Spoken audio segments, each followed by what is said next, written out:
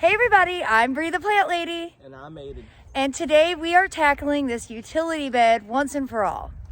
So we've gone through a couple different iterations. I was originally going to put a non-native Junipers over here because we have it and it's huge. But we decided that digging the hole for it was going to be too big. I mean, it's a huge root ball. And it's non-native, and that's not the goal of this property. So I found some 7-gallon tailored junipers. These are the Eastern Red Cedar, and this is a really columnar variety. So we're gonna put 2 of these in to this utility bed in hopes of hiding that ugly box. We've had this marked in the past. I haven't gotten it marked again because we're not gonna be digging anywhere new. And where the bed is, there are no utility lines, so I'm feeling confident in our ability to get these planted.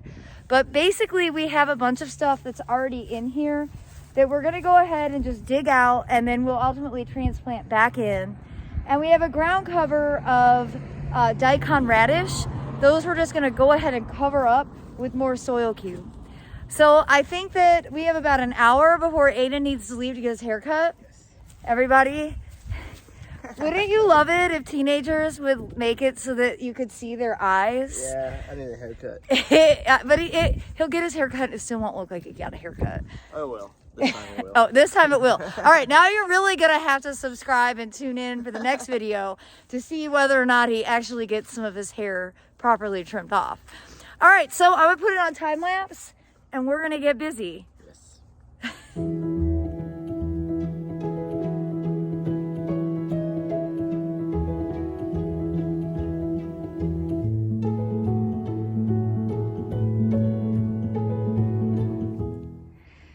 Well, I think it already looks a million times better.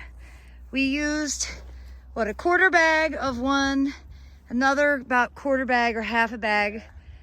And really we want to get the bag moved. So now we're working to get enough out so that we can drag it.